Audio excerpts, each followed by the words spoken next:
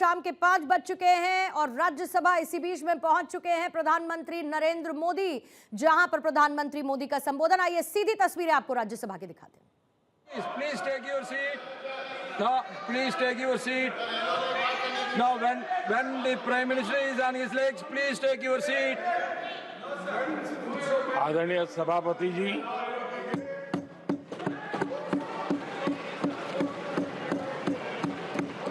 राष्ट्रपति जी के अभिभाषण पर आभार व्यक्त करने के लिए Take your seat. This is not correct. Please take your seat. This is not correct. Please take your seat. No. Please take your seat.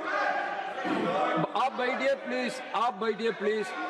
Prime minister is on his legs, please आप बैठिए, please आप बैठिए।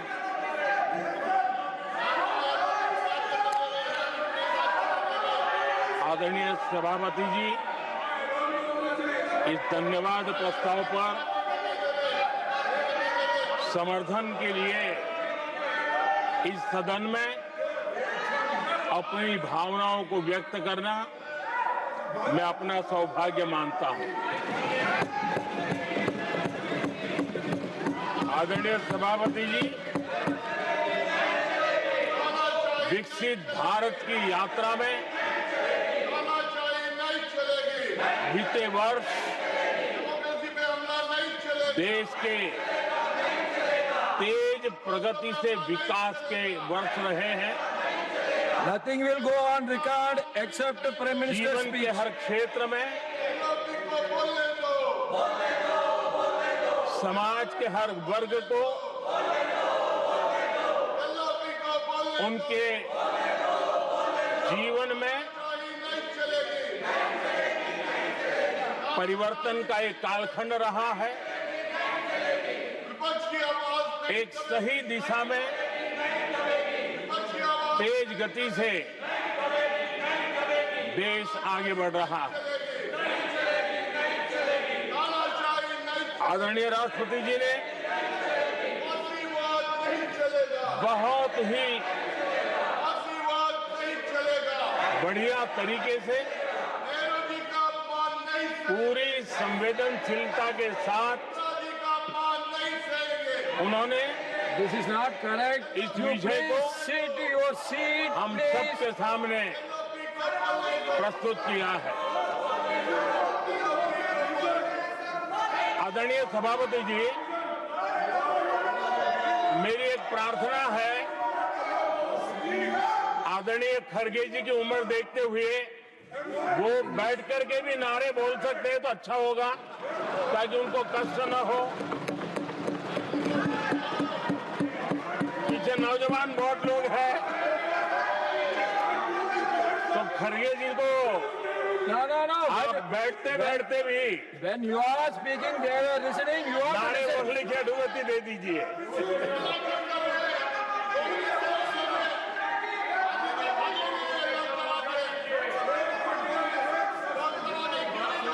आदरणीय सभापति जी, राष्ट्रपति जी ने इस देश के मध्यम वर्ग, इस देश के निम्न मध्यम वर्ग, इस देश के गरीब, इस देश के गांव, इस देश के किसान, महिलाएं, विज्ञान हो, प्रौद्योगिकी हो, कृषि हो, सभी विषयों को लेकर के बहुत ही विस्तार से भारत के प्रगति का एक स्वर संसद में गूंजा है।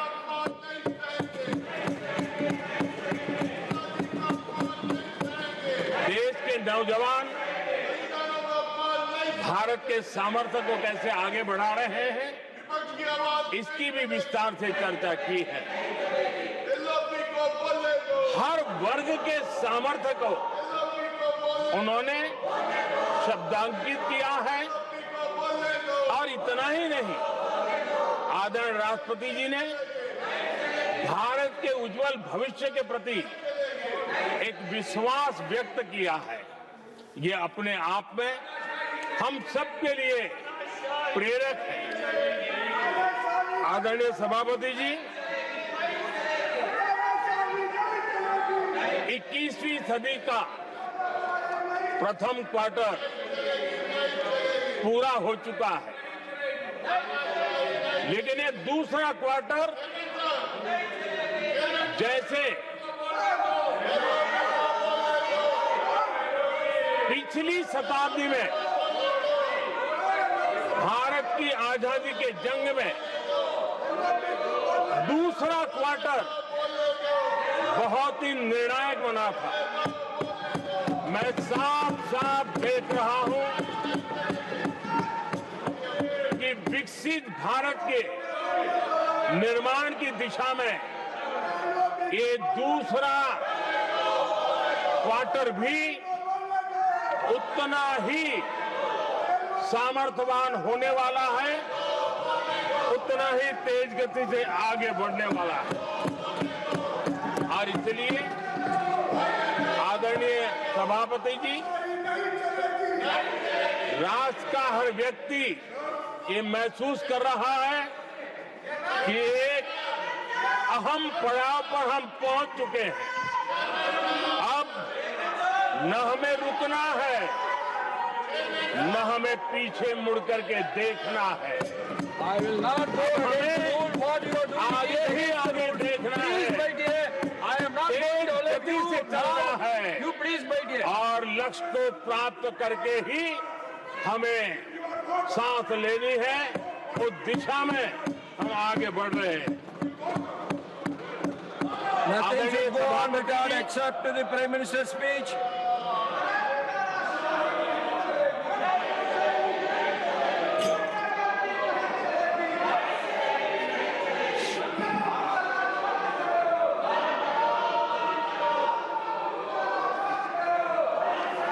आदरणीय सभापति जी,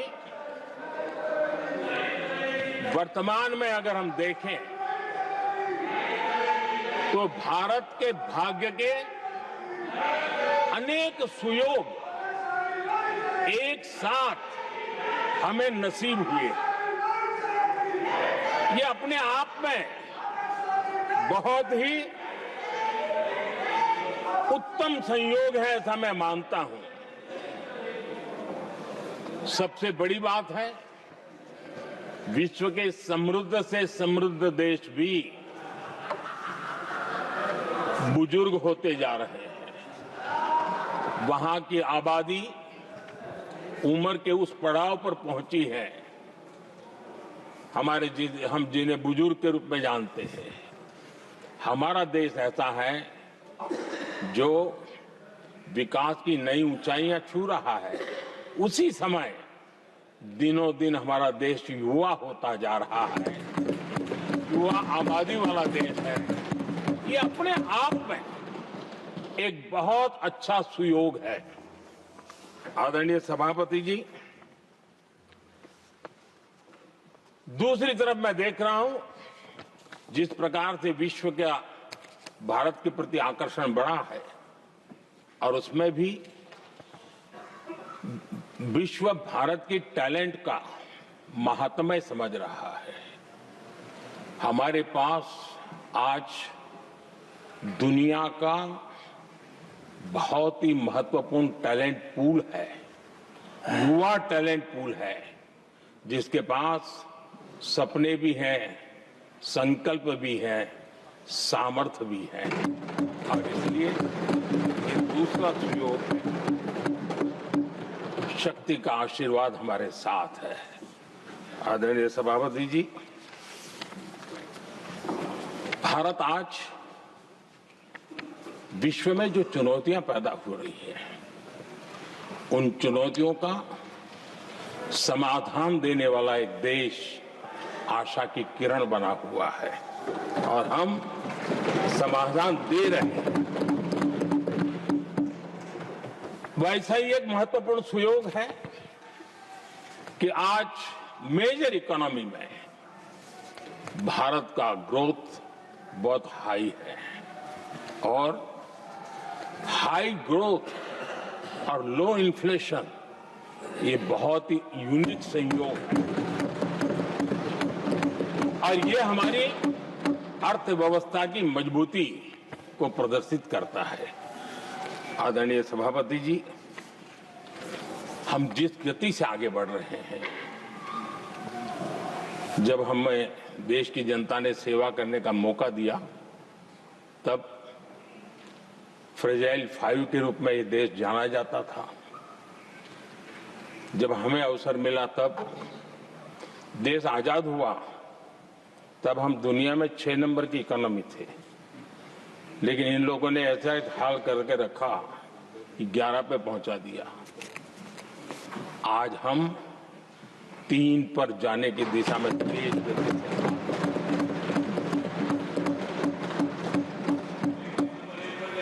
आदरणीय सभापति जी, आज कोई भी सेक्टर देश कीजिए, चाहे साइंस हो, चाहे स्पेस हो, चाहे स्पोर्ट्स हो, हर क्षेत्र में आज भारत एक कॉन्फिडेंस के साथ, आत्मविश्वास से भरा हुआ भारत है।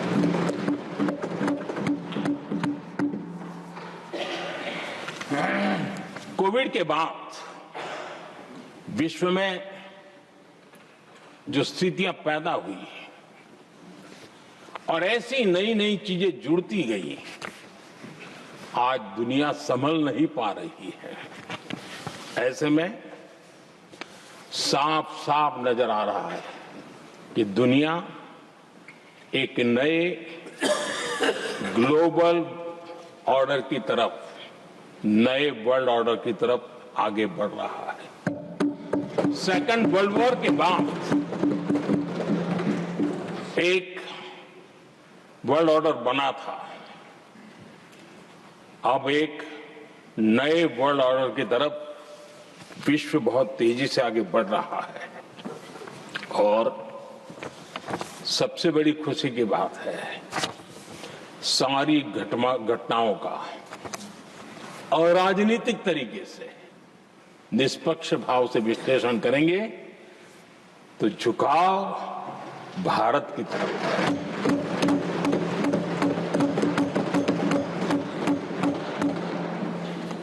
विश्व मित्र के रूप में, विश्व बंधु के रूप में आज भारत अनेक देशों का विश्वस्त पार्टनर बना है और हम कंधे से कंधा मिला करके विश्व कल्याण की दिशा में भी अपनी उचित भूमिका निभा रहे हैं, अपने सामर्थ्य से सहाय भी कर रहे हैं। आदरणीय सभापति जी, आज पूरा विश्व ग्लोबल साउथ की चर्चा करता है, लेकिन उस चर्चा के सूत्रधार के रूप में आज भारत वैश्विक मंचों पर ग्लोबल साउथ की बुलंद आवाज बन गया है।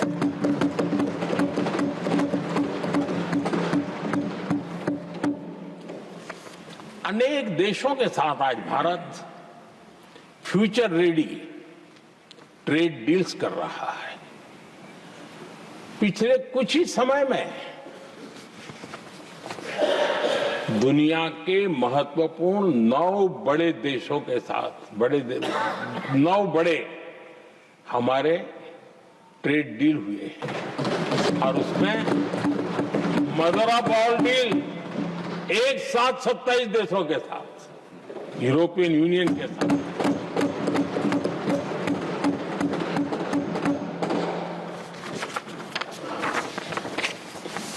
जो लोग थक गए,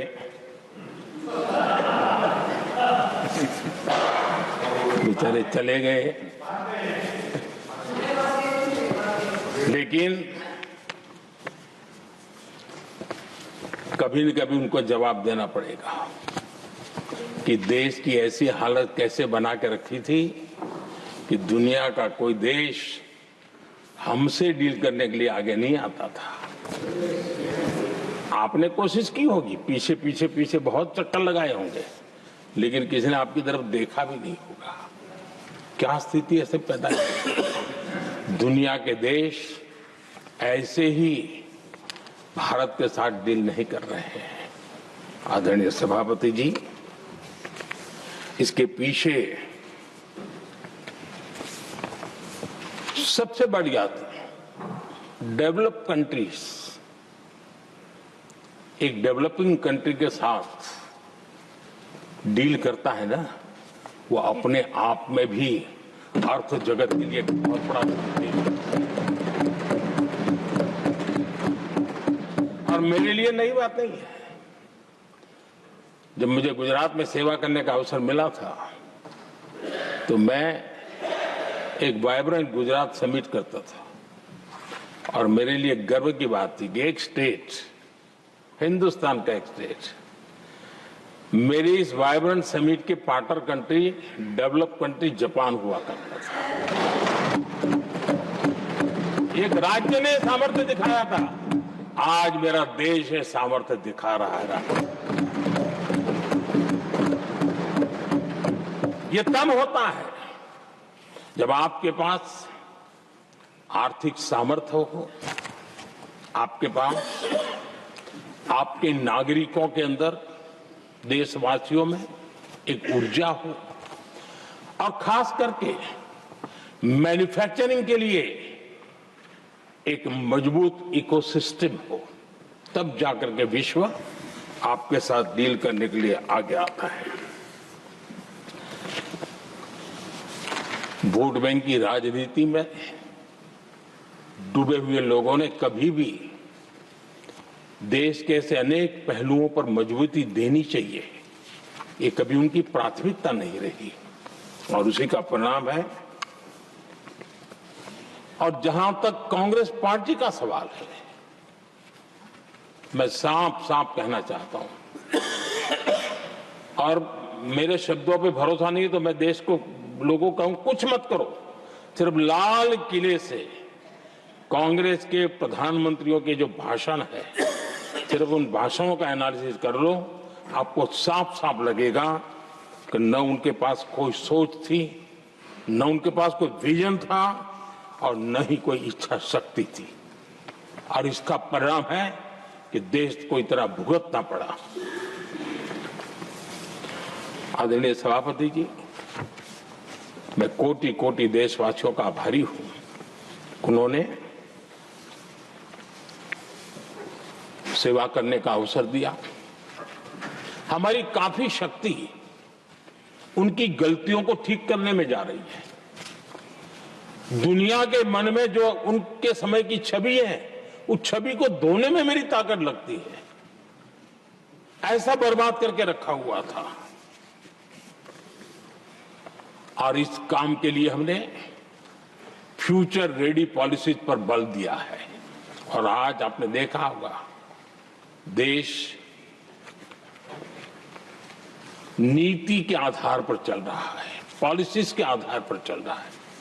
एडोकिज्म को हमने त्याग कर दिया है और उसके कारण विश्व का विश्वास बनता है। हमने रिफॉर्म, परफॉर्म, ट्रांसफॉर्म के मंत्र को लेकर के आगे बढ़े और आज स्थिति ऐसी है कि देश रिफॉर्म एक्सप्रेस पर सवार हो चुका है।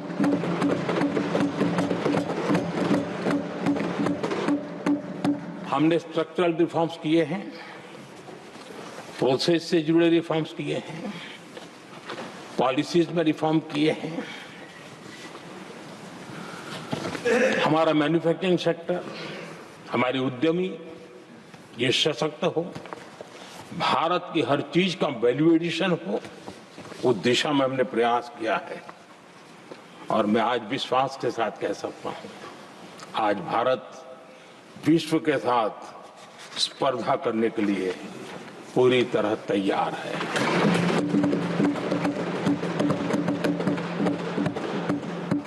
जब मैं विश्व के सीईओ फोरम की समिट देखता हूं, आज दुनिया हमारे उद्यमियों को समानता के रूप में देखती है। और जब पिछले दिनों सभी दलों के डेलीगेशन विश्व में गए थे, ये भाव उन्होंने भी अनुभव किया और आकर के मुझे सभी दल के माननीय सांसदों ने अपने अनुभव बता रहे थे, बड़ा गर्व से कह रहे थे कि हाँ, बराबरी से बात हो रही है। ये हमारे लिए अपने आप में बात है। आदरणीय सभापति जी, एमएसएमई का बहुत बड़ा नेटवर्क जितना सामर्थ्यवान होता है वो लंबे अरसे तक इकोनॉमी को ताकत देता है। हमने उस दिशा में बल दिया और हमने कई रिफॉर्म्स किए हैं। आज हमारे एमएसएमई नेटवर्क पर दुनिया का भरोसा बढ़ रहा है। बड़े बड़े हो सकता है हम हवाई जहाज नहीं बना देंगे, लेकिन कई हवाई जहाज है जिसमें कई पुर्जे मेरे देश के छोटे छोटे एमएसएमई बना रहे हैं। आदरणीय सभापति जी, देश में हुए इन प्रयासों का नतीजा सबके सामने है। बड़े बड़े देश भारत के साथ व्यापारिक संबंध बनाने के लिए बहुत ही आतुर है। यूरोपीय संघ का ट्रेड डील हो, अमेरिका के साथ अभी हुआ जो ट्रेड डील हो, और कल हमारे पीयूष जी ने सदन में विस्तृत जानकारी भी दी है, और पूरा विश्व खुल करके इस ट्रेड डील का तारीफ कर रहा है। और उसमें जब यूरोपियन यूनियन के साथ ट्रेड डील हुआ तो विश्व को एक भरोसा हुआ कि अब वैश्विक स्तर पर स्थिरता की संभावना बढ़ेगी।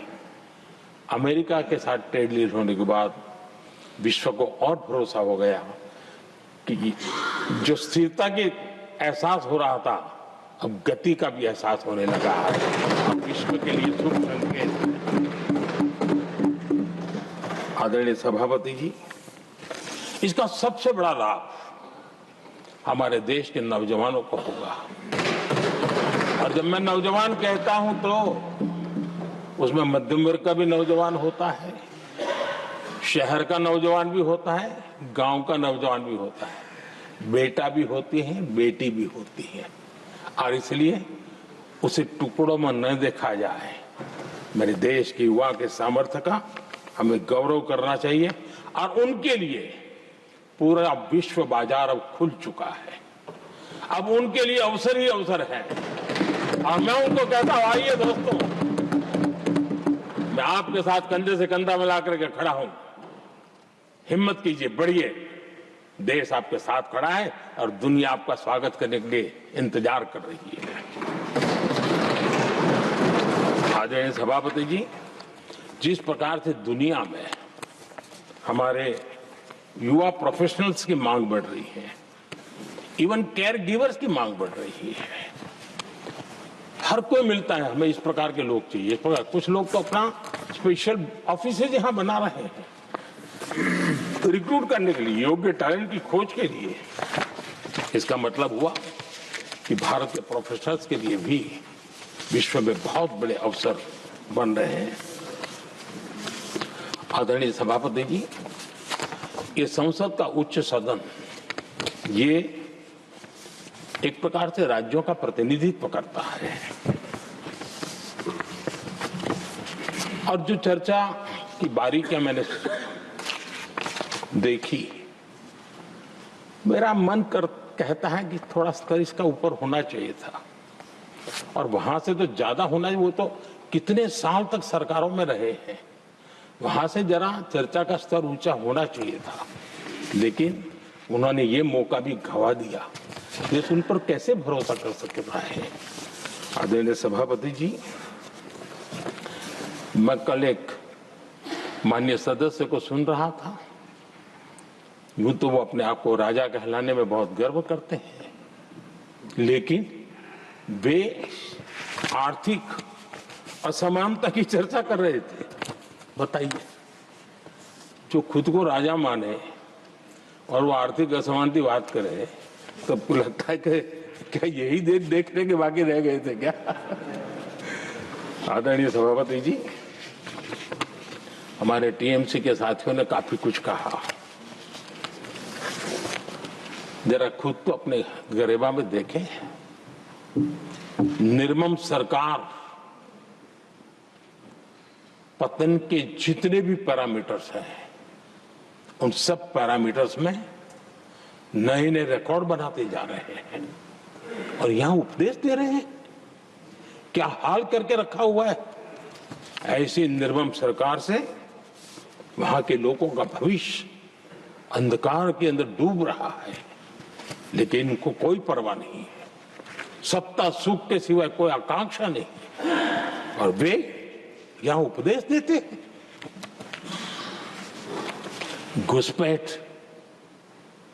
दुनिया का समृद्ध से समृद्ध देश भी अपने यहां गैर कानूनी नागरिकों को बाहर निकाल रहा है। हमारे देश में घुसपैठियों को बचाने के लिए अदालतों को तब तक प्रेशर पैदा किया जा रहा है।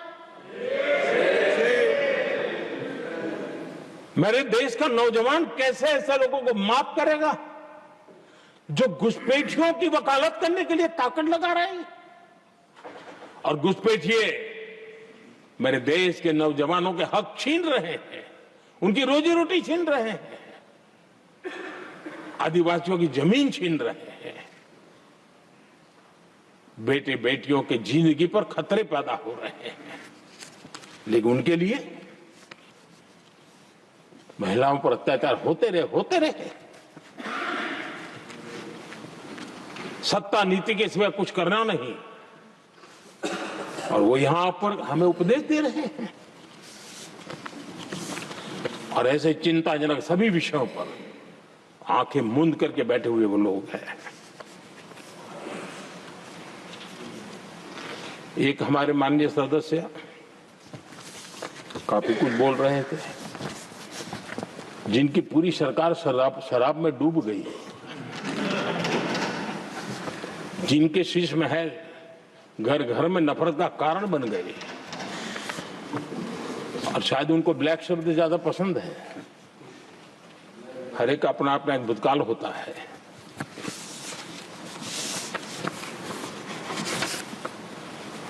पता नहीं ब्लैक के साथ उनका क्या पुराना रिश्ता है।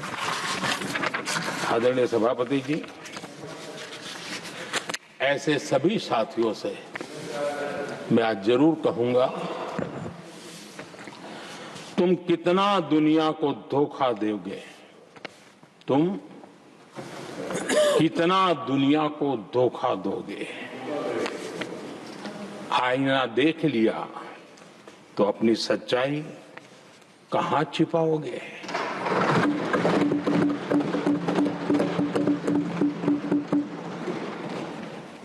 कांग्रेस हो, टीएमसी हो, डीएमके हो, लेफ्ट हो, ये दशकों से केंद्र में सत्ता में रहे हैं, सत्ता के भागीदार रहे हैं। राज्यों में भी उनको सरकारें चलाने का अवसर मिला है, लेकिन उनकी पहचान क्या बनी है।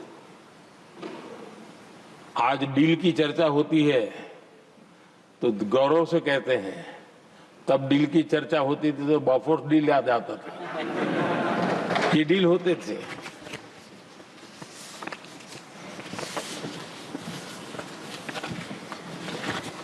उन्होंने सिर्फ जेब भरने का काम किया।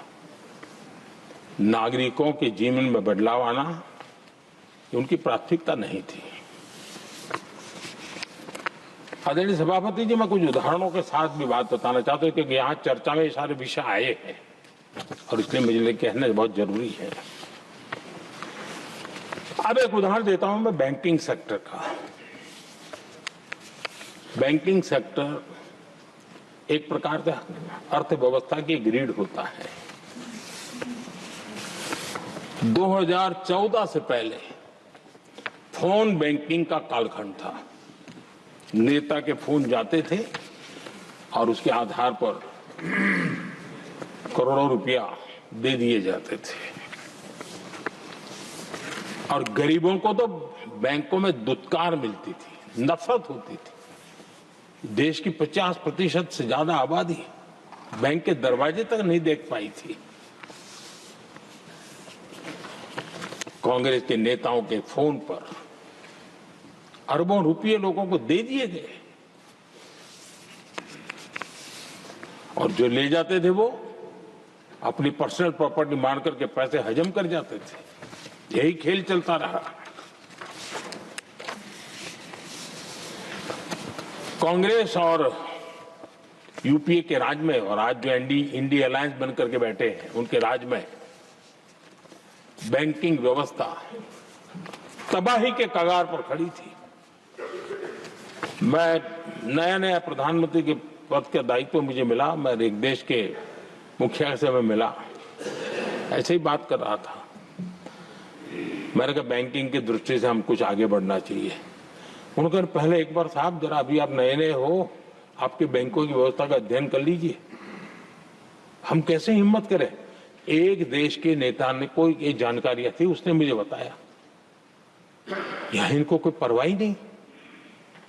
यानी एक प्रकार से उन्होंने जिस प्रकार से बैंकिंग व्यवस्था को एनपीए के पहाड़ खड़े हो गए थे। जहां भी देखो चर्चा चलती थी एनपीए का क्या होगा, एनपीए का क्या होगा, कैसे बचेंगे। आदरणीय सभापति जी, चुनौती बड़ी थी लेकिन हमने समझदारी से काम दिया। बैंकिंग व्यवस्था के सब कर्ता धर्ताओं को विश्वास में लिया। रिफॉर्म की आवश्यकता थी, हिम्मत के साथ रिफॉर्म किए, पारदर्शी व्यवस्था बनाई, ढेर सारे बैंकिंग रिफॉर्म्स हुए और जो सरकारी बैंक दुर्बल हो चुकी थी, ठीक नहीं चल पाती थी, उसको हमने बड़ी बैंक के साथ मर्जर कर दिया। और मुझे याद है किसी एक महाशय बड़े अपने आप को विद्वान मानने वाले ने लिखा था, अगर मोदी सरकार बैंकों में ये कर ले तो हिंदुस्तान का बहुत बड़ा रिफॉर्म हो जाएगा। वो काम मैंने आते ही कर दिए थे। आदरणीय सभापति जी, और इन सारी चीजों का नतीजा हुआ बैंकों में जो बीमारी घर कर गई थी उस बीमारी से बैंकों को मुक्ति मिली। बैंकों का स्वास्थ्य सुधरा, लगातार सुधरा, अभी भी तेजी से आगे दौड़ रहे हैं। और बैंकिंग का जब स्वास्थ्य सुधरा तो लेन देन का कारोबार भी उनका बढ़ा, लोगों को पैसे मिलने लगे, सामान्य व्यक्ति को पैसे मिले। ऐसे ऐसे गरीब लोगों को लोन मिले जिनके लिए कभी बैंक के दरवाजे बंद थे, बेचारा दूर से देख करके उसे जाना पड़ता था। आज मुद्रा योजना जो देश के नौजवान को अपने पैरों पर खड़े रहने की ताकत देता है, मुद्रा योजना जो स्वरोजगार की प्रेरणा देता है, लेकिन स्वरोजगार के भाषण के काम नहीं होता है, उसका हाथ पकड़ना पड़ता है, उसको साथ देना पड़ता है, उसको सहाय देनी पड़ती है। और हमने मुद्रा योजना के साथ द्वारा 30 लाख करोड़ रुपया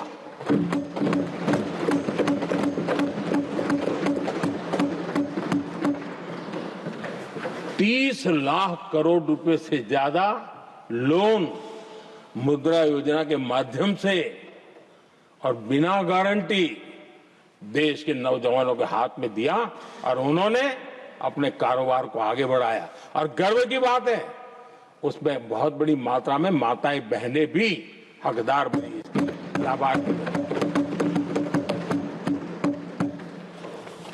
सेल्फ हेल्प ग्रुप, इन दिनों ग्रामीण महिलाएं बड़े सपने देखती हैं, खुद अपने पैरों पर खड़ा होना चाहती थी। विमेन सेल्फ हेल्प ग्रुप का हमने विस्तार तो किया ही किया, लेकिन 10 करोड़ बहनों को हमने सीधी आर्थिक मदद की व्यवस्था की।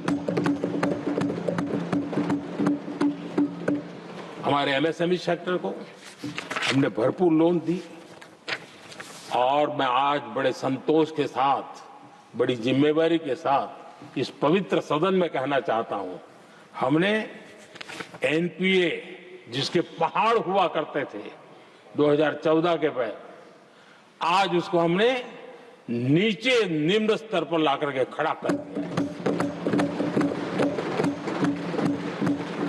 आज एनपीए 1% से भी नीचे है।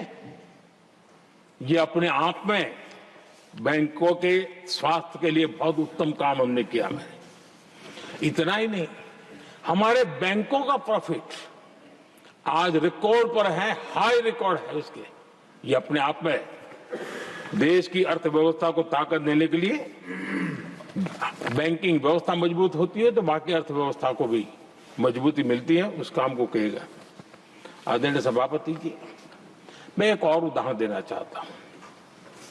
हमारे पीएसयूज, आमतौर पर पीएसयूज के संबंध में मान्यता बन चुकी थी, वो बनते ही हैं बीमार होने के लिए, वो बनते ही हैं बर्बाद होने के लिए, वो बनते ही हैं बंद होने के लिए।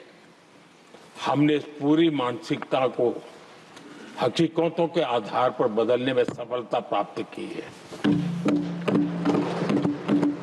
और ये लोग पीएसयूज को लेकर के कितनी गलत बातें फैलाते थे। अर्बन नक्सल की तरह ऐसे पीएसयूज के दरवाजे के बाहर मजदूरों की मीटिंग करके भड़काने का पाप करते थे, गुमराह करने का काम करते थे। इन्होंने LIC, state bank of India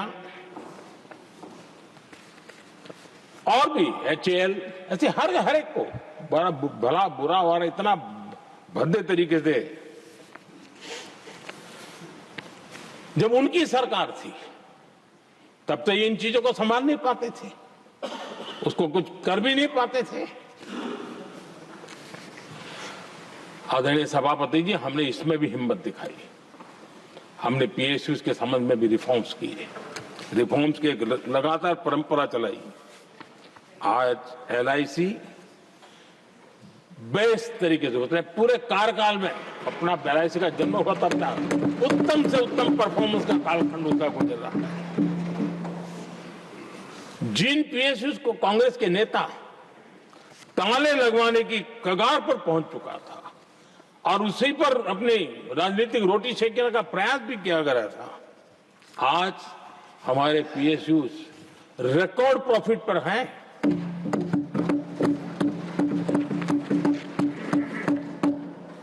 इतना ही नहीं, वे अपने परफॉर्मेंस से मेक इन इंडिया को भी गति दे रहे हैं। मेक इन इंडिया का जो सपना है उसका पूरा करने में वे भी एक बहुत बड़े कैटलिस्ट एजेंट के रूप में आज भूमिका अदा कर रहे हैं।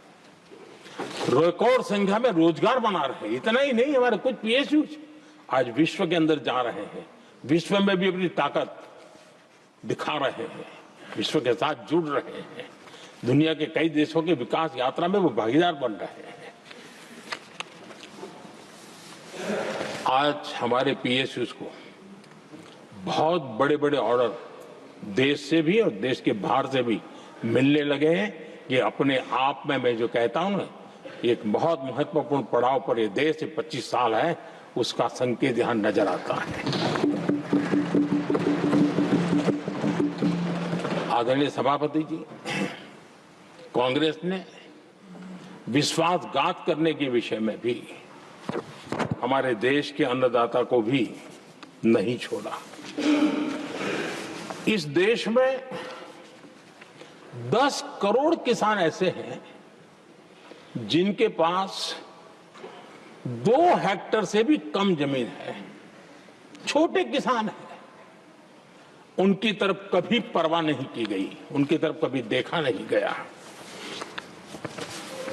नहीं उनके दिमाग में ये छोटे किसानों का कोई महात्म्य था। उनको लगता है कुछ बड़े लोगों को संभाल लिया तो गाड़ी चल जाएगी, और यही राजनीति करते रहे। आदरणीय सभापति जी, हमारे दिल में छोटे किसान के प्रति एक दर्द था। हम जमीनी हकीकतों से परिचित थे और उसी के कारण हम पीएम किसान सम्मान निधि योजना लेकर गए। और आप इतने कम समय में हमारे इन छोटे किसानों के खाते में 4 लाख करोड़ रुपया हमने दिया है। 4 लाख करोड़ रुपए आंकड़ा छोटा नहीं होता है आदरणीय सभापति जी। और उसने हमारे छोटे किसानों को एक नई ताकत दी है, नए सपने देखने का सामर्थ्य दिया है। और मुझे पक्का विश्वास है कि हमारा किसान उस दिशा में जरूर भारत की आशा अपेक्षा के अनुरूप परिणाम देगा।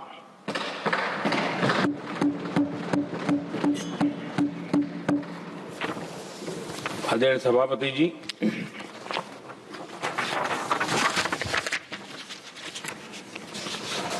यहां कुछ साथियों ने इम्प्लीमेंटेशन के संबंध में शिकायतों का भाषण काफी किए। शायद वो तय करके आए थे कि ऐसा ऐसा बोलना है, तो इसमें तो उनका ऐलान दिखता था, बाकी में तो नहीं दिखता है। आदरणीय सभापति, जब ये इम्प्लीमेंटेशन को लेकर के इतनी बड़ी बड़ी बातें करते हैं, मैं एक जरा किस्सा सुनाता हूं। मैं किसी का भला बुरा कहने के लिए नहीं कर रहा हूं, मैं सिर्फ हकीकतें रख रहा हूं। परेशानी जिनको होगी उनको होगी, लेकिन तथ्य तो तथ्य ही होते हैं। हमारे देश के एक नेता हिमाचल प्रदेश के दौरे पर गए थे और वहां से आने के बाद उन्होंने खुद ने ये घटना कहीं सुनाई, रिकॉर्ड पर उपलब्ध है। उसमें उन्होंने कहा,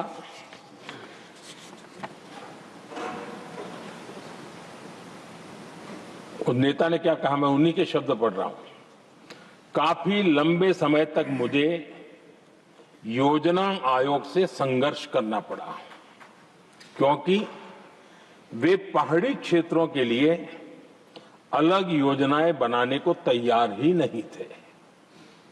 मैं हिमाचल प्रदेश गई थी। जब मैं वापस आई तो मैंने योजना आयोग में कहा कि हमारे कामदारों को, वर्कर्स को जीप की जरूरत नहीं है, बल्कि खच्चरों की आवश्यकता है, ताकि कम से कम उन पर सामान आदि लादा जा सके। आगे उन्होंने कहा, लेकिन मुझे बताया गया हम पैसा तो जीप के लिए ही देंगे, क्योंकि खच्चरों के लिए पैसे देने की पॉलिसी नहीं है। इसी भाषण में आगे वो कहती हैं, अब वहां सड़कें ही नहीं थी। उनका कहने का कारण यह था कि हिमाचल में जहां वो गई वहां सड़कें ही नहीं थी। अब वहां सड़कें ही नहीं थी तो फिर उस पर जीप का क्या लाभ हो सकता है? जीप लेकर के कौन जाएगा जहां रोड नहीं है? लेकिन उस समय योजना आयोग का जोर था, या तो जीप या तो कुछ भी नहीं। आदरणीय सभापति जी, ये भाषण किसी और का नहीं, ये कांग्रेस के वरिष्ठ नेता और तत्कालीन प्रधानमंत्री इंदिरा गांधी का भाषण है।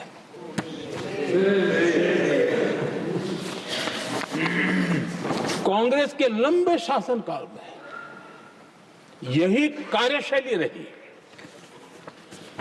और जिसको इंदिरा जी खुद जानती भी थी कि ये पाप चल रहा है, लेकिन इस कार्य संस्कृति को सुधारने के लिए उन्होंने कोई कदम नहीं उठाया। और इंदिरा गांधी जिस प्लानिंग कमीशन की धज्जियां उड़ा रही थी, उसके जन्मदाता उनके स्वयं के पिताजी थे।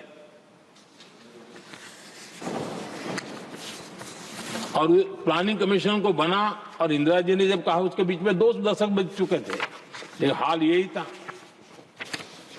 और 2014 तक सब दुखी थे, सब परेशान थे, सब गलती देख रहे थे, लेकिन सुधार करने की तैयारी नहीं। 2014 के बाद जब आपने हमें मौका, और कांग्रेस ने जिस प्रकार से प्लानिंग कमीशन अटकाना, लटकाना, भटकाना वाली कार्यशैली बना दी थी, 2014 में जब हमें मौका मिला तो हमने आकर के काम किया, प्लानिंग कमीशन को खत्म कर दिया और नीति आयोग आज नीति आयोग बहुत तेज गति से काम कर रहा है। अब देखिए एस्पिरेशनल डिस्ट्रिक्ट, वो भी एक बड़ा प्रेरक उदाहरण है। और मैं तो देख रहा हूं कि डेवलपिंग कंट्रीज के लिए, विकास के लिए एक मॉडल के रूप में वैश्विक संस्थाएं इसको अनुमोदन दे रही है। ये एस्पिरेशनल डिस्ट्रिक्ट की ये सफलता बनी है। देश के कई जिले ऐसे थे जिसको पिछड़े मान करके छोड़ दिया गया था और वहां करोड़ों लोगों की जो मौलिक जरूरतें थी उसको भी नकार दिया गया था। उनको तो ऐसे ही जीने के लिए मजबूर कर दिया गया था और जो पिछड़े इलाके थे वो और पिछड़े होते गए और बर्बादी आती गई। और हालत तो सरकार में ऐसी थी कि जब किसी को पनिशमेंट ट्रांसफर करनी होती थी, पनिशमेंट पोस्टिंग देना होता तो ऐसे ही जिलों में भेजा जाता था ताकि और खराब करे वो। ये हाल बन गया था, ये वर्कल्चर बन गया था। हमने इस स्थिति को बदला। सबसे पहला आग्रह किया, यंग होनहार अफसरों को लगाया जाएगा और पूरा 3 साल का मौका उसको दिया जाए काम करने का। एक के बाद हम निर्णय किए और आज देखिए किसी समय छत्तीसगढ़ का हमारा बस्तर एस्पिरेशनल डिस्ट्रिक्ट में था। आज वो बस्तर पूरे देश में बस्तर ओलंपिक के नाम से चर्चा में है।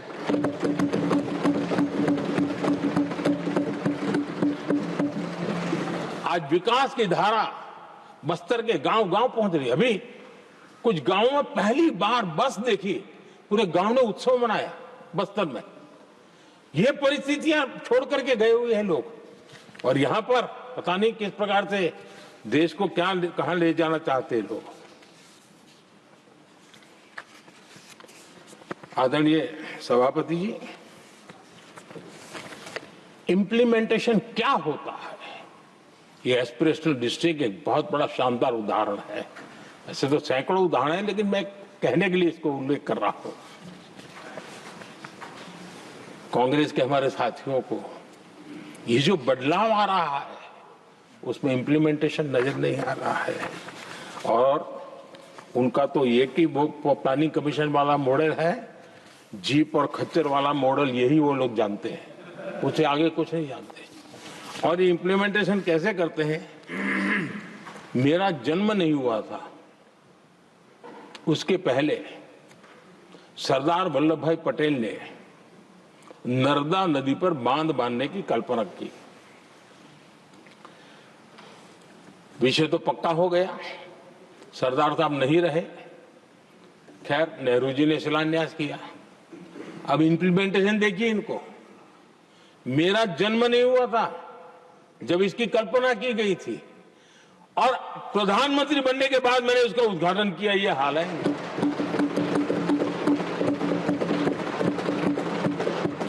और उनका इंप्लीमेंटेशन देखिए, मुझे मुख्यमंत्री रहते हुए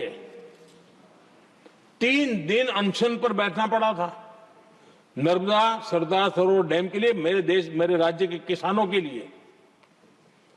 मैंने अपने आप को दांव पर लगा दिया था, तब जाकर के भारत सरकार को झुकना पड़ा और तब जाकर के सरदार सरोवर डैम के कंस्ट्रक्शन को गति मिली और यहां मैं पहुंचा तब मुझे उसका उद्घाटन करने का सौभाग्य मिला। और आज कच्छ तक, हावड़ा बीएसएफ के लोग जहां बैठते हैं वहां तक नर्मदा का शुद्ध पानी पीने के लिए पहुंच रहा है। इंप्लीमेंटेशन क्या होता है, और यहां पर इम्प्लीमेंट किसी ने शब्द पकड़ा दिया, हर एक के मुंह से वही निकल रहा था। हमने कांग्रेस की कार्यशैली को बदलने के लिए, जब मैंने देखा कई ऐसे काम थे अटके पड़े हुए, कोई पूछने वाला नहीं थे फाइलों में, और पॉलिटिकल फायदे के लिए अनाउंसमेंट कर दिए, दिए जला दिए, पत्थर लगा दिए, करना कुछ नहीं। आखिरकार मैंने एक टेक्नोलॉजी वाला प्लेटफॉर्म बनाया यहां आकर के, प्रगति के नाम से। ये प्रगति प्लेटफॉर्म का मैं उदाहरण देता हूं, आप हैरान हो जाएंगे, मुझे एग्जैक्ट याद नहीं है लेकिन शायद हिमाचल में एक ट्रेन उन्होंने पार्लियामेंट में घोषित की थी, शायद ऊना और कोई। मेरे आने तक वो कागज पर भी उसका ड्राइंग नहीं बना था, बताओ। और चुनाव जीतने के लिए वो घोषणा कर दी। प्रगति के अंदर मेरे सामने विषय आया, ऐसे कई विषय मेरे सामने आए और उस प्रगति के अंदर हमने एक एक प्रोजेक्ट क्यों अटके हुए, किस डिपार्टमेंट की काम में क्या मुसीबत आई है, किसने गलत तरीके से इसको आगे बढ़ाया, और बजट तो बढ़ता ही गया था। जो योजना 900 करोड़ में होनी थी वो 90,000 करोड़ तक पहुंच जाए, ये हाल करके रख दिया था इन्होंने।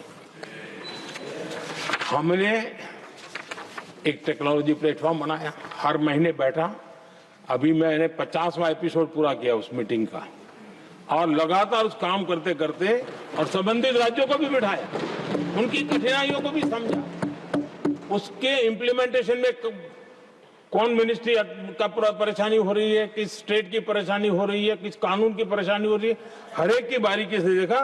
और आज मैं गर्व से कह सकता हूं कि इस प्रगति के इम्प्लीमेंटेशन को बारीकी से प्रधानमंत्री के स्तर पर देखे जाने के कारण 85 लाख करोड़ रुपीस का काम को गति मिली। 85 लाख करोड़ रुपीस के काम आप कल्पना कीजिए, देश की कितनी बड़ी शक्ति को अनलॉक किया हमने। इंप्लीमेंटेशन कैसे होता है ये हमने करके देखा है। रेल हो, रोड हो, सिंचाई हो, ग्रामीण कोई व्यवस्था का काम, इन सारी चीजों को हमने इसमें लिया। अब जैसे जम्मू उधमपुर श्रीनगर बारामूला रेल लाइन, आज ये प्रोजेक्ट पूरा हुआ। और बर्फबारी में इन दिनों आपने देखा एक वीडियो बहुत पॉपुलर हुआ है, बर्फ के बीच में थे, चारों तरफ बर्फ की चादर छाई हुई है और वंदे भारत ट्रेन निकल रही है, और लोग कहते हैं गलती मत करना, है तो विदेश है, ये हिंदुस्तान है, ये रील चल रहे हैं बाजार में।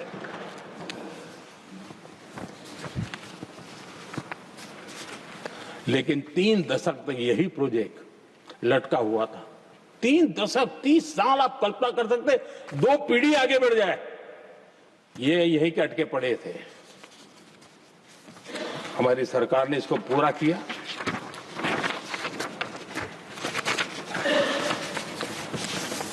आदरणीय सभापति जी, मैं असम की बात करता हूं, और कोई ये मत सोचो कि मैं चुनाव है इसलिए बोल रहा हूं। इनके पाप है इसलिए मुझे कहना पड़ रहा है।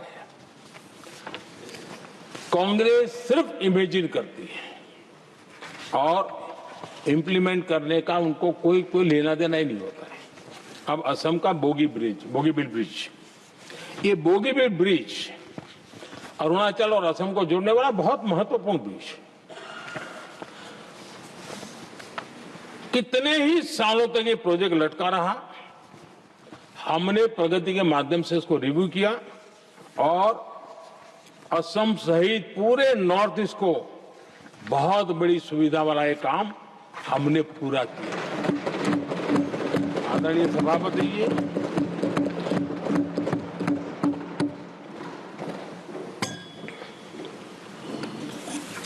इंप्लीमेंटेशन की बातें जब करते हैं तो एक बार हमारे पास तो तथ्यों के साथ चीजें हैं कि हमने चीजों को समय पर पूरा करने की दिशा में आगे बढ़े। और इन दिनों तो जो काम कर रहे हैं समय से पहले हो रहा है। हमने पूरी दुनिया को कहा था कि हम 2030 तक यहां पहुंचेंगे सोलार में, हमने वो काम 2025 में कर दिया। हमने इथेनॉल का समय तय किया था, हम उसमें भी 2-3 साल पहले ही काम पूरा कर लिया। तो एडवांस में हम काम पूरा करने का इंप्लीमेंटेशन की ताकत हमारे से उससे भी ज्यादा है। आदरणीय सभापति जी, भाजपा हो, एनडीए हो, हमारा अप्रोच, चीजों की तरफ देखने का हमारा दृष्टिकोण, समस्या के समाधान के लिए हमारी सोच और कांग्रेस के बीच में आसमान जमीन का अंतर है, बहुत फर्क है। मैं आपको उदाहरण देता हूं। हमारी सोच ये है कि 140 करोड़ देशवासी ये इतने सामर्थ्यवान हैं कि वह चुनौतियों को समाधान दे सकते हैं। ये हमारी सोच है, हमारा भरोसा है देशवासियों पर, उनके सामर्थ्य पर हमारा भरोसा है, और यही लोकतंत्र की भी सच्ची ताकत होती है। लेकिन कांग्रेस देशवासियों को ही समस्या मानती है।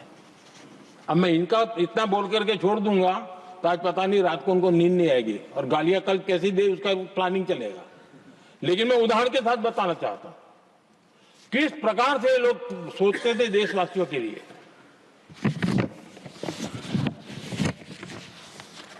देश के लोगों के बारे में नेहरू जी और इंदिरा जी की सोच क्या थी, मैं उसके विषय में बताना चाहता हूं। इंदिरा जी एक बार ईरान गए थे और ईरान में वो भाषण दे रही थी और उस भाषण में उन्होंने नेहरू जी के साथ जो बातचीत हुई थी उसका उल्लेख किया। खुद ने कहा है, उन्होंने कहा, और मैं जो इंदिरा जी ने कहा था उसको कोट कर रहा हूं, जब किसी ने मेरे पिताजी से पूछा, यानी नेहरू जी से पूछा कि उनके सामने कितनी समस्याएं हैं, तो उन्होंने उत्तर दिया था 35 करोड़। नेहरू जी ने जवाब दिया था कि उनके सामने कितनी समस्याएं हैं, बोले 35 करोड़। उस समय हमारे देश की जनसंख्या थी 35 करोड़। अब आगे देखिए, 35 करोड़ देशवासी नेहरू जी को समस्या लगते थे। ऐसा कोई मुखिया हो सकता है क्या जी? और इस बात का उदाहरण देते हुए इंदिरा जी ने आगे कहा कि आज देश की जनसंख्या 57 करोड़ है, इसलिए मेरी समस्याओं की संख्या भी उतनी ही बड़ी है। यानी पिताजी को 35 करोड़ समस्या वाले देशवासी लगते थे, अब 57 करोड़ उनको समस्या। कोई ऐसा हो सकता है जो अपने ही देशवासियों को समस्या माने? ये फर्क है उनकी सोच और हमारी सोच में, ये फर्क है उनके अप्रोच और हमारे अप्रोच में।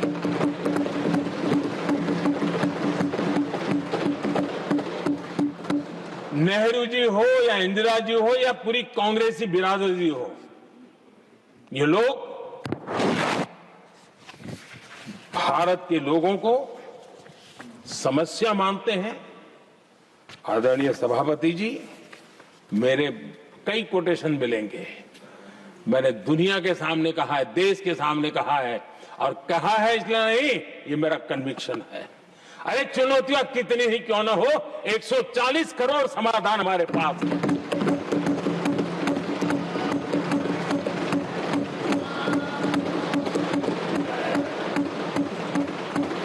हमारे लिए देशवासी समर्थक की पूंजी है। हमारे लिए हर देशवासी भारत का उज्जवल भविष्य का नियंता है, निर्माता है, कर्ता धर्ता है। हम उसको समस्या कैसे कह सकते हैं? ऐसी सोच वाले लोग अपने परिवार का ही भला करेंगे और किसका करेंगे? आदरणीय सभापति जी, देश के लोगों का अपमान करते रहना एक कांग्रेस के स्वभाव में पड़ा हुआ है, उनके संस्कारों में पड़ा हुआ है। कांग्रेस ने बीते दिनों राष्ट्रपति जी का अपमान किया। चुनाव के बाद जिस प्रकार से हमारे राष्ट्रपति जी के लिए शब्द कहे गए हैं, शर्मिंदगी महसूस होती है कि ये कैसे लोग हैं? भारत के राष्ट्रपति के लिए क्या बोल रहे हैं लोग? आदरणीय सभापति जी, कल लोकसभा में भी राष्ट्रपति जी के अभिभाषण पर चर्चा नहीं हो पाई। ये राष्ट्रपति पद, उसका घोर अपमान किया है। उनको संविधान शब्द मुंह में बोलने की अधिकार नहीं रहता है। जो लोग गरीबी से निकली हुई एक महिला, आदिवासी परिवार से आई हुई एक महिला,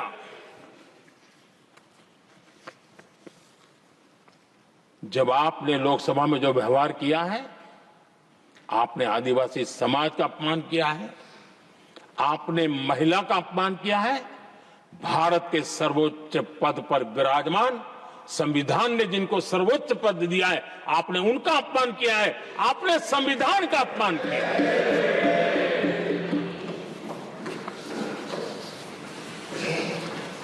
आदरणीय सभापति जी, उनको कुछ भी लगता हो, कांग्रेस को ये गुनाह की Honorable members, it is now 6 p.m. If the House agrees, we may sit beyond 6 p.m. till disposal of the motion of thanks and the presidential address. Do I have the leave of the House to extend the sitting beyond 6 p.m.? Thank you. आदरणीय सभापति जी, समय बढ़ाने के लिए मैं आपका और सदन का बहुत आभार व्यक्त करता हूं।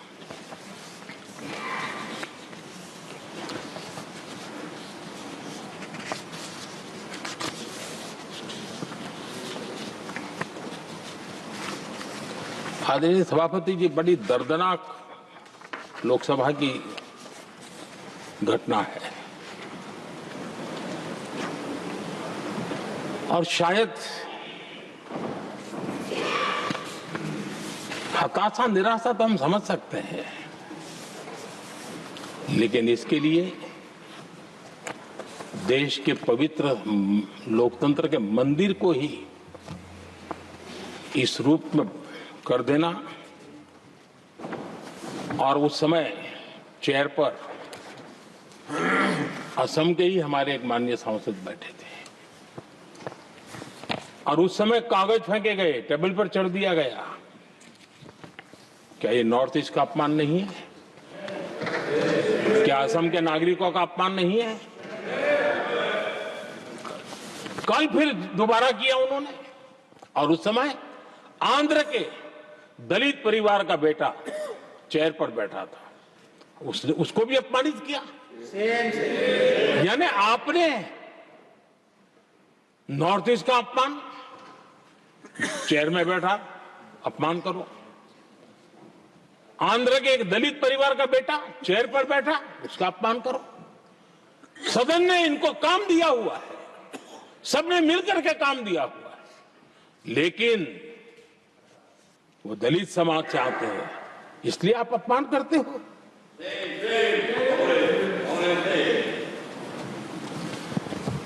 और ऐसा लगता है कांग्रेस के लोगों को असम की जनता के प्रति बड़ी नफरत है। उनको लगता है कि उसकी जनता ने उनका साथ छोड़ दिया, मतलब उनके दुश्मन हो गए। क्या कभी लोकतंत्र में ऐसे सोचते हैं क्या? मुझे तो तब बहुत पीड़ा हुई थी जब भारत रत्न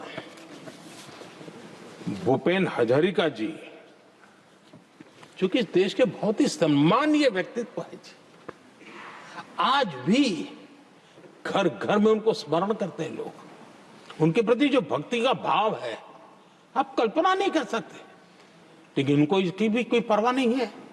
और जिस प्रकार से, और हमारा सौभाग्य था कि हमने भूपेन हजारिका जी के देश के लिए जो उनका योगदान था, नॉर्थ ईस्ट जैसे इलाके से पूरे देश को अपने वाणी से, अपने विचारों से, अपनी अभिव्यक्ति से बांध के रखा था। हमने भारत रत्न देने का निर्णय किया, इस पर भी इनको ऐतराज। और मैं तो हैरान हूं, खड़गे जी अगर होते तो मैं उनकी हाजिरी में कहता ही है, इन्होंने जिस प्रकार से बोला ना भारत रत्न के बाद, वो वीडियो पर उनका चेहरा देखेंगे ना, आपको लगा रहे ये ऐसे लोग हैं, ऐसा व्यवहार करते हैं। और ये कहा, अरे ये तो सिंगर थे। मैं समझता हूं कि एक किसी का भी अपमान करने में कभी भी पीछे नहीं रहते हैं। उन्होंने भूपेन हजारिका जी को भारत रत्न दिया, उसका भी विरोध किया। ये पूरे असम का विरोध है, पूरे देश के कला प्रेमियों का विरोध है।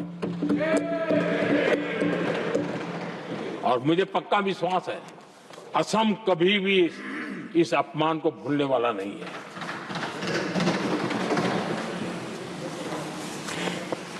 आदरणीय सभापति जी, कल जो घटना घटी,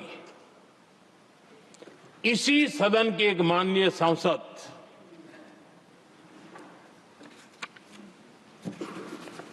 कांग्रेस के शातिर दिमाग जिनका है ऐसे एक युवराज ने उनको गद्दार कह दिया। अहंकार कितनी सातवें आसमान पर पहुंच चुका है इनका।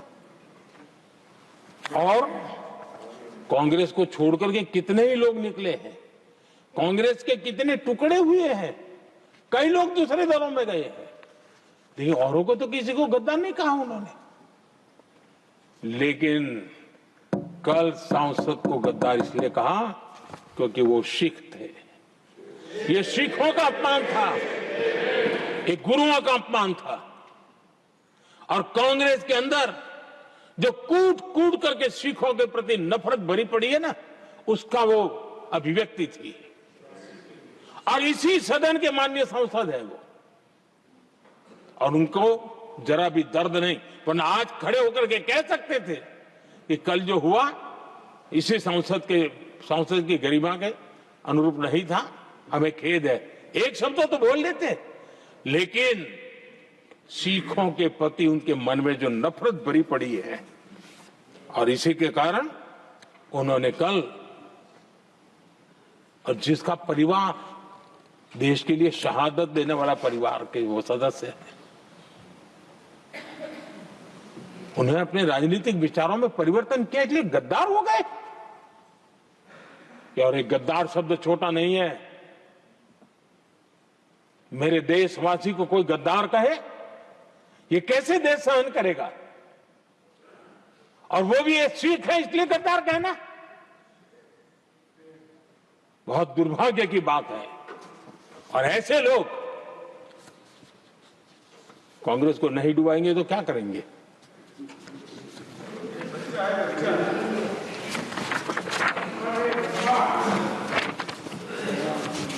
आदरणीय सभापति जी, एक तरफ ये दृश्य है और दूसरी तरफ हमारे सदानंद जी मास्टर का दृश्य है।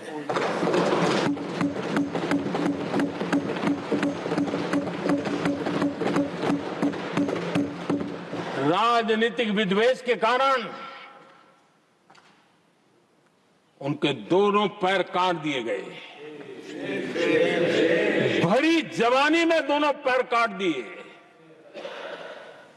कटे हुए पैर से जिंदगी गुजार रहे हैं, लेकिन संस्कार इतने ऊंचे हैं कि वाणी में भी अपशब्द नहीं निकलता है, बर्तन में भी कटुता नजर नहीं आती। गर्व होता है। और कल जब उनका पहला भाषण हो रहा था सदन में, और उन्होंने जब अपने बेंच पर आपसे इजाजत लेकर के अपने कटे हुए पैर के लिए वो जो लीम का उपयोग करते हैं, आर्टिफिशियल लीम का, उन्होंने जब रखा, वो दृश्य देश के लिए पीड़ादायक था कि इस देश में ऐसा ही बंधारण की बातें करने वाले इंडिया अलायंस के लोग, और ये इंडिया अलायंस पूरा जिम्मेवार इसके लिए,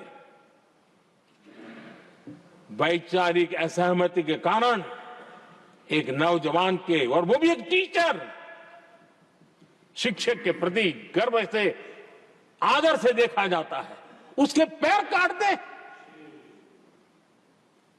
लेकिन उनको कोई खेद नहीं है, उनको कोई दर्द नहीं है। लेकिन मैं मास्टर सदानंद जी को हृदय से अभिनंदन करता हूं कि उन्होंने जिस प्रकार से इतनी भयानक हमले के बाद भी देश की सेवा का अपना व्रत जारी रखा, और आज देश की नीति निर्धारण में अंदर अपना योगदान दे रहे हैं। ये गर्व की बात है। और ऐसे लोगों के सहारे हम राजनीति में जीते हैं, काम करते हैं, देश के लिए जीने मरने की प्रेरणा मिलती है। ये संस्कार हमें पाए हैं, ऐसे लक्षावधि कार्यकर्ताओं के तब से पाए हुए हैं। आदरणीय सभापति जी,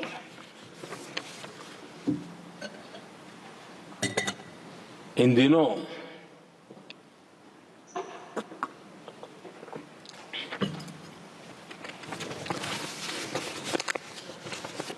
और वैसे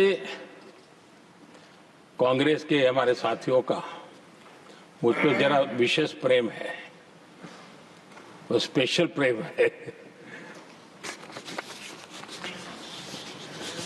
और जब मैं जिम्मेवारी जो मिली है उसके तहत, और जिम्मेवारी न मिलती तो भी देश के लिए जीना तुमने सीखा है।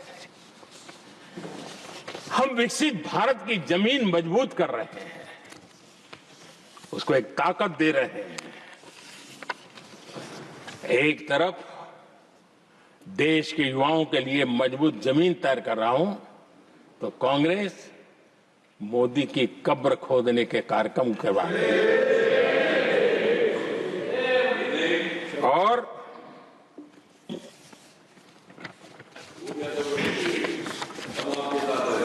मोहब्बत की दुकान खोलने वाले मोदी तेरी कब्र खुदेगी के नारे लगा रहे हैं जी। ये कौन सी मोहब्बत की दुकान है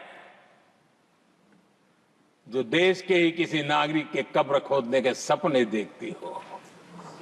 ये कौन सा संविधान से उन्होंने सीखा है जो देश के ही किसी नागरिक के कब्र खोदने की बात करते हो? क्या ये संविधान का अपमान नहीं है? क्या ये मानवता का अपमान नहीं है? क्या ये सार्वजनिक जीवन की मर्यादाओं का अपमान नहीं है? और उनको इसका कोई खेद नहीं है। अगर इसके बाद क्या बयान देंगे? बयान देखो, प्रधानमंत्री राज्यसभा में भी रो रहा था।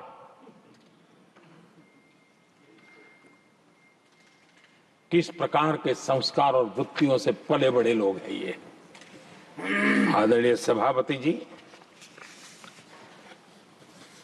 मेरे लिए कोई अनुभव मेरा बहुत पुराना है।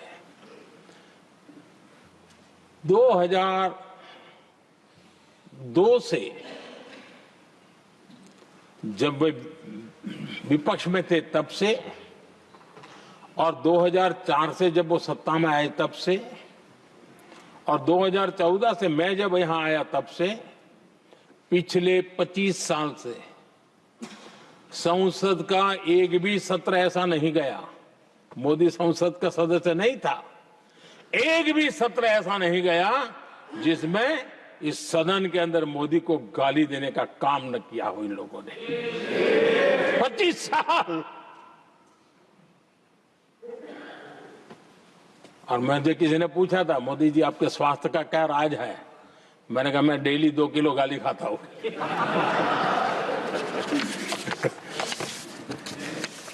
आदरणीय सभापति जी, ये मोदी की कब्र क्यों खोदना चाहते हैं?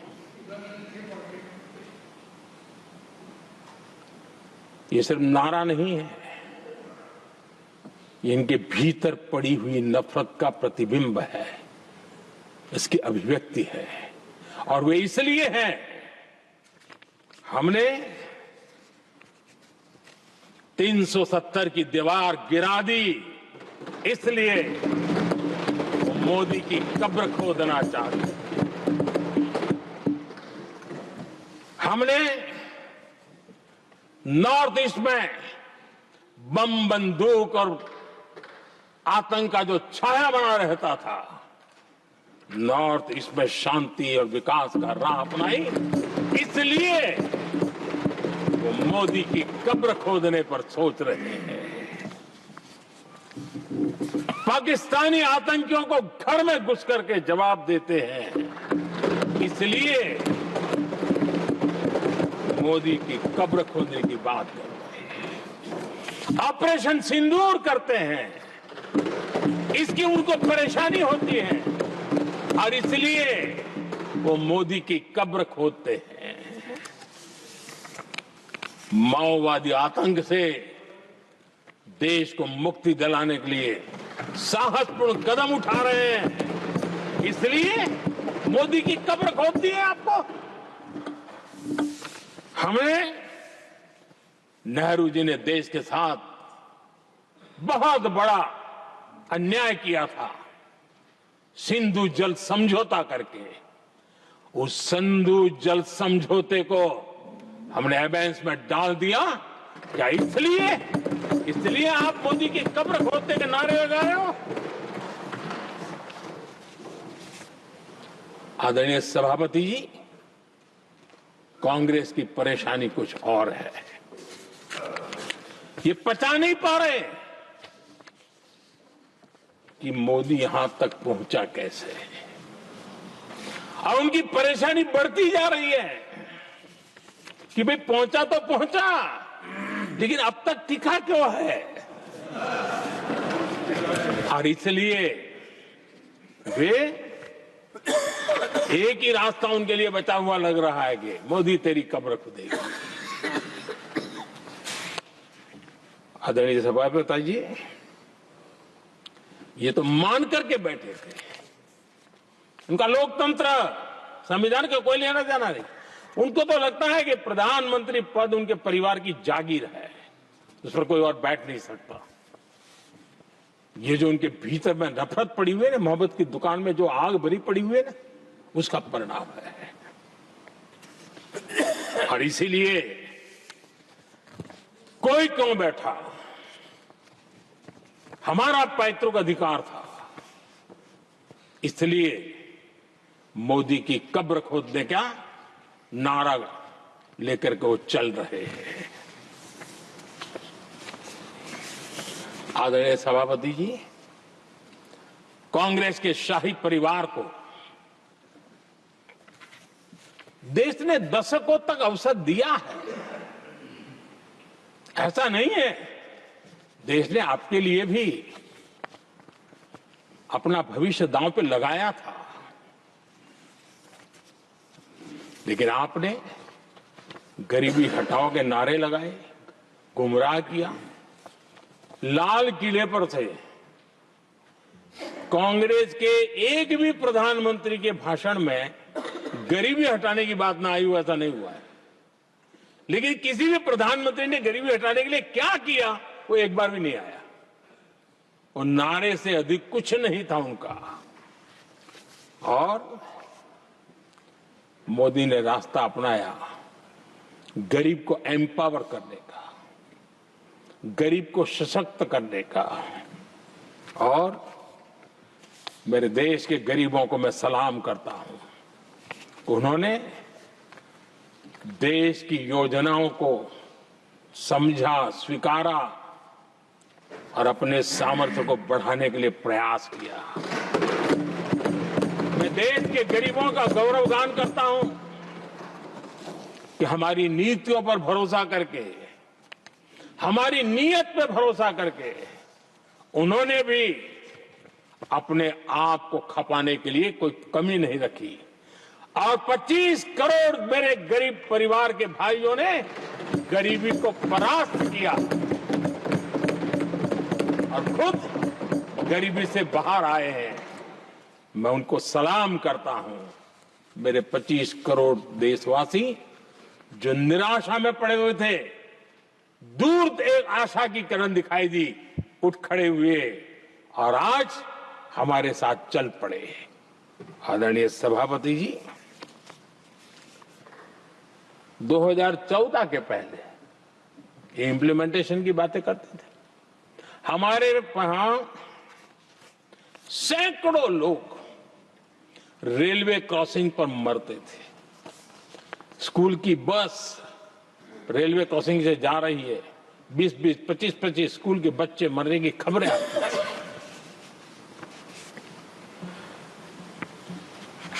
अनमैन्ड रेलवे क्रॉसिंग, वो इतना बड़ा काम नहीं था कि नहीं कर सकते थे। ये काम भी मुझे करना हुआ और हमने सारे अनमैन्ड क्रॉसिंग बंद कर दिए, लाखों लोगों की जिंदगी बचा ली।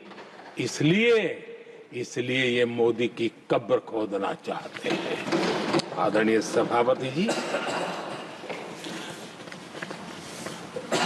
2014 से पहले इस देश में 18,000 गांव ऐसे थे जिनको बिजली का मतलब पता नहीं था, बिजली का कोई तार होता है, कोई बल्ब होता है, कोई लट्टू जलता हुआ उसमें उजाला निकलता, पता नहीं था उनको। 18,000 गांव 2014 के बाद जब आपने हमें दायित्व देशवासियों ने दिया, उन 18,000 गांव जिन्होंने कभी बिजली का मुंह तक नहीं देखा था, बिजली का शब्द भी कान पे नहीं सुना था, उन गांवों में उजाला पहुंचाया। इसलिए इनको मोदी की कब्र खोदने के सिवाय अब कोई रास्ता नहीं दिख रहा है। आदरणीय सभापति जी, वो भी एक वक्त था जब देश में बार बार खबरें आती थी, मीडिया में हेडलाइन हुआ करती थी, सरहद की स्थिति के संबंध में बयान आते थे। गोला बारूद नहीं है, बुलेट प्रूफ जैकेट नहीं है, बर्फ के बीच खड़ा है, बर्फ में खड़े रहने के लिए जो जूते चाहिए वो जूते तक नहीं उसके पास, ये खबरें आती थी। हमने देश के जवानों के लिए खजाने खोल दिए, देश के जवानों को जो चाहिए वो देने की दिशा में चल पड़े। और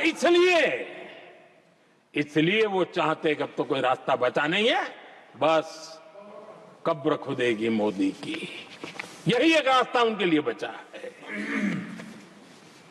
आदरणीय सभापति जी, एक बार उत्तर प्रदेश के वर्तमान मुख्यमंत्री जी ने सदन में भाषण करते करते वो रो पड़े थे। दिमागी बुखार के कारण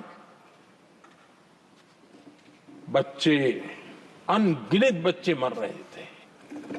इनको कभी सूझा नहीं कि इस दिमागी बुखार से मुक्ति दिलाई जा सकती है। आदरणीय सभापति जी, आंख की बीमारी ट्रकोमा, लोग परेशान होते थे, आंखें चली जाती थी और विज्ञान प्रगति कर चुका था, हो सकता था, वो नहीं कर सकते थे। हमने दिमागी बुखार से भी मुक्ति दिलाई और हमने ट्रकोमा से भी देश के लोगों की आंखें बचाई। यही सफलताएं हैं, यही संवेदनशीलता है, समाज के लिए जीने मरने का यही संकल्प है। पल पल, तिल तिल समाज के लिए बिताना, घिसना, झलना, वो उनको परेशान कर रहा है। तब जाकर के मोदी तेरी कब्र खुदेगी, ये मंत्र लेकर के चल रहे हैं, ये सपने देख करके चल रहे हैं और बातें लोकतंत्र की करते हैं। मोहब्बत की दुकान के साइन बोर्ड लगाते हैं। क्या सार्वजनिक जीवन में ऐसी नफरत होती है? आदरणीय सभापति जी, इनकी सरकार रिमोट से चलती थी, मेरी सरकार भी रिमोट से चलती है। 140 करोड़ देशवासी मेरा रिमोट है।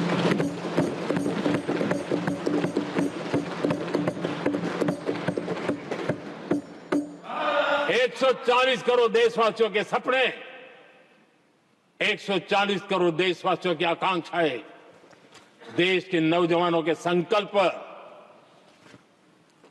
इनके लिए हम जीते हैं, इनके लिए सरकार चलाते हैं। सत्ता हमारे लिए सुख का रास्ता नहीं है, सत्ता हमारी लिए सेवा का माध्यम है।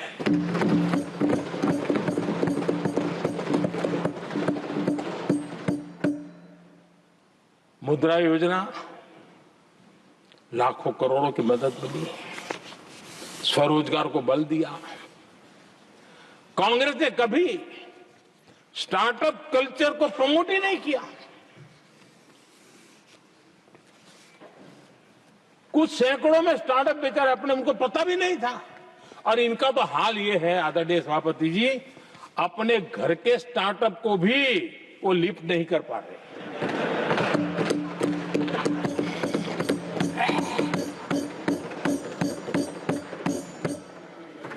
और हमारी सरकार में आज 2 लाख से ज्यादा स्टार्टअप है। और जब सफलता एक के बाद एक जन सामान्य के दिलों को जीतती है ना, तब जाकर के उनके पास एक ही रास्ता बचा है, मोदी तेरी कब्र खुदेगी। लेकिन उस हमारा याद कीजिए, बीएसएनएल को लेकर के चुटकुले चलते थे, कार्टून बनते थे। आज स्वदेशी 4G स्टैक हमने खड़ा कर दिया। 5G दुनिया में सबसे तेज गति से रोल आउट करने का काम हमने कर दिया। कम्युनिकेशन की नई जनरेशन, नई टेक्नोलॉजी, नई सोच, इसको हमने आगे बढ़ाया। और इसलिए दर्द जुबान पे आ रहा है, मोदी तेरी कब्र खुदेगी। आदरणीय सभापति जी, गरीब की सेवा ये मेरा सौभाग्य है। 4 करोड़ गरीबों को पक्के घर देना मैं जीवन में सुकून मानता हूं। बिजली, पानी, गैस का सिलेंडर, टॉयलेट की सुविधा, मुझे लगता है कि हाँ, परमात्मा ने मुझे सही दिशा में काम करने की प्रेरणा दी है। पहली बार गांव की महिला गर्व से कह रही है, हाँ मैं लखपति दीदी बनी हूं, तो दूसरी कह रही है इस साल तक मैं लखपति दीदी बन जाऊंगी। जो बन गई है उनको जब पूछता हूं, नहीं बोले साहब अब तो करोड़पति के लिए सोच रहे हैं। ये जो मिजाज बदला है, जो आत्मविश्वास बढ़ा है, और ऐसे देश के कोटि कोटि जनों के आशीर्वाद जिस इंसान पर हो, कोटि कोटि माताओं बहनों का जिस पर रक्षा कवच हो, नारे कितने ही लगा लो, कब्र तुम नहीं खोद पाओगे। ये देश की शक्ति, आशीर्वाद रूपी कवच, माताओं बहनों का मेरे प्रति जो भाव रहा है, जिस श्रद्धा भाव से मैंने माताओं बहनों की सेवा करने का काम किया है, जिनको कोई पूछता नहीं था उसको मोदी पूजाता है। यही करना है,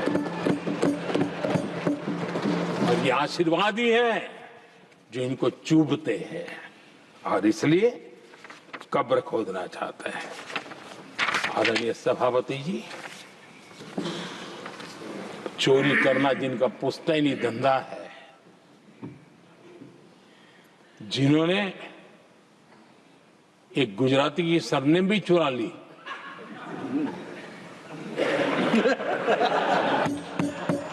महात्मा गांधी की सरनेम चुरा ली, ये लोग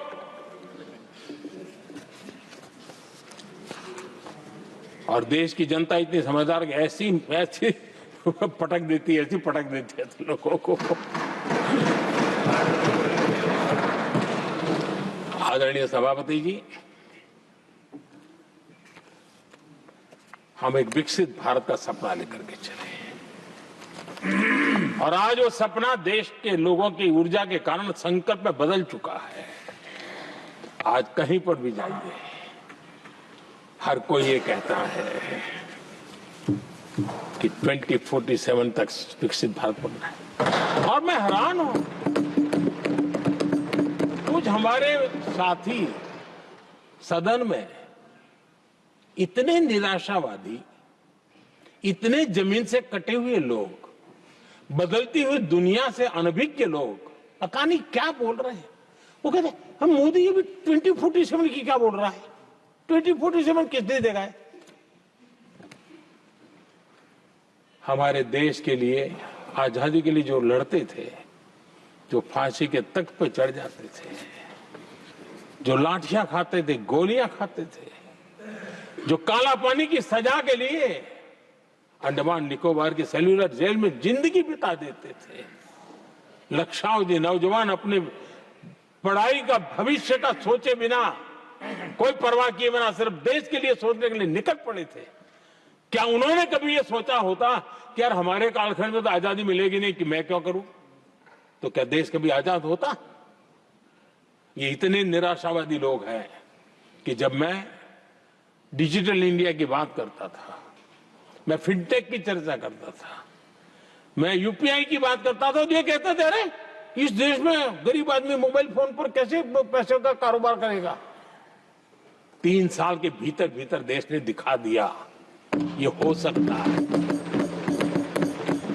और मैं हैरान था जिस दिन ऐसा भाषण संसद में हुआ, देश का मीडिया भी, मैं भी, ऐसे लोग, उनकी जो इकोसिस्टम है वो नाच रही थी कि देखिए मोदी को तगड़ा जवाब दिया।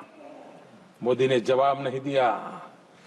आपके हाथ में मोबाइल फोन जब यूपीआई से चलता है, काम करता है ना, तो जवाब अपने आप मिल जाता है।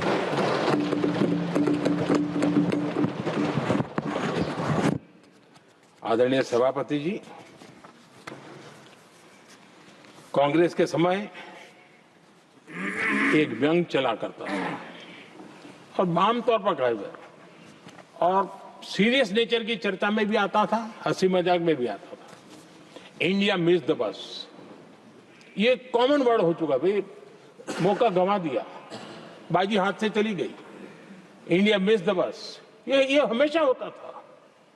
आदरणीय सभापति जी, आज भारत कोई बस मिस नहीं कर रहा है, आज भारत काफिले का नेतृत्व कर रहा है।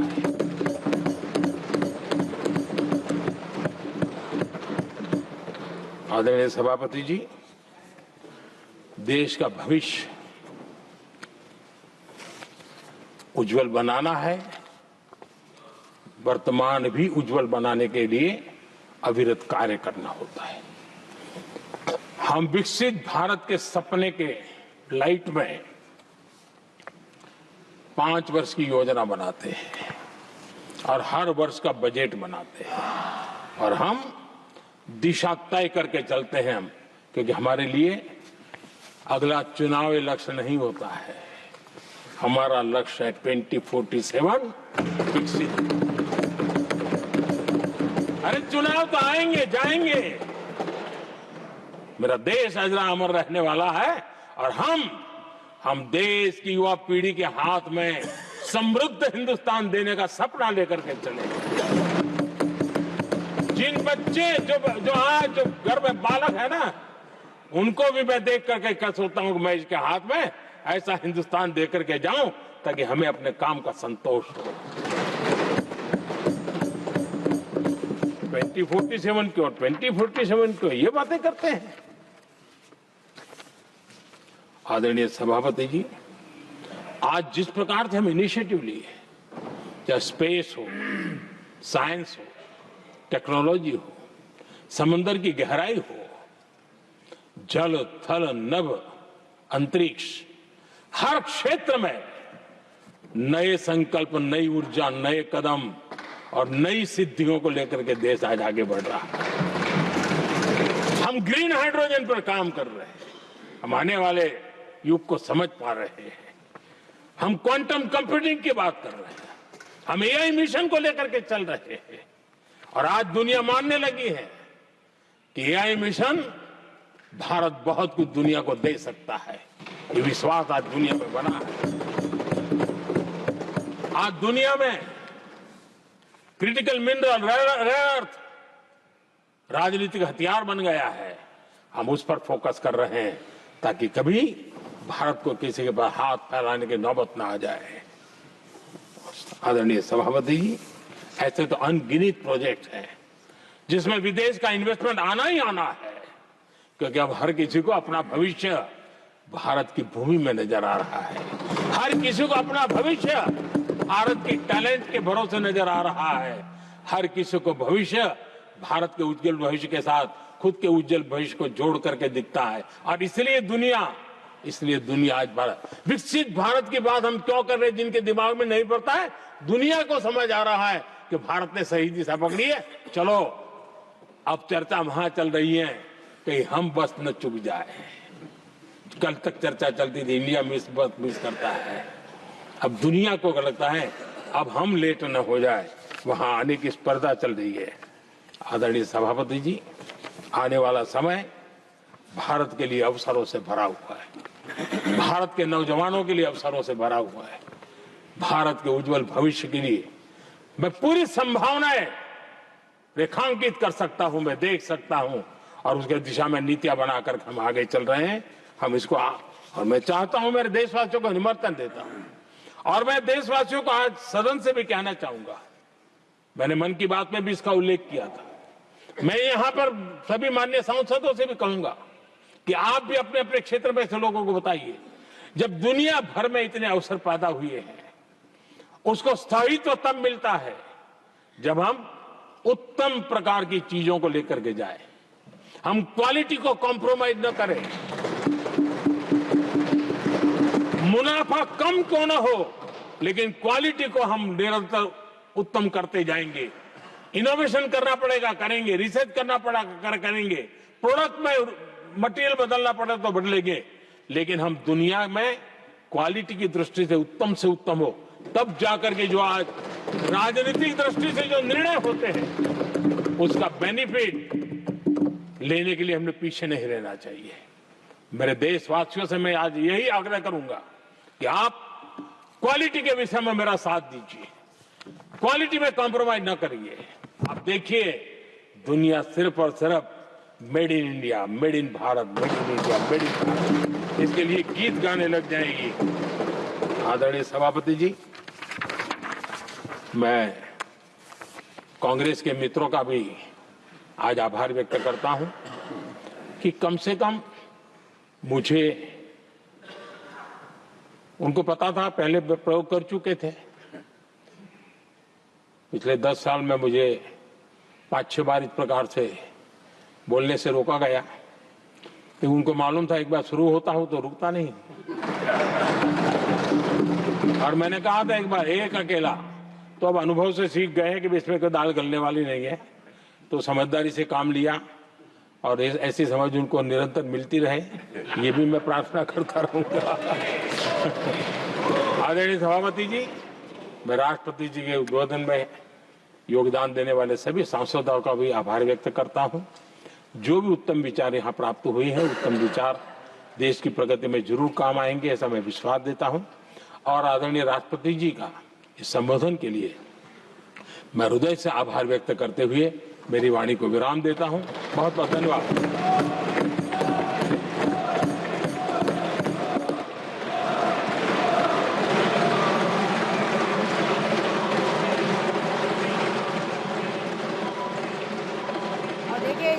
प्रधानमंत्री नरेंद्र मोदी ने राज्यसभा में अपने संबोधन को समाप्त कर दिया है। कांग्रेस को कई मुद्दों को लेकर और तमाम बातें जिसका जिक्र करते हुए कांग्रेस प्रधानमंत्री को घेरते रही है।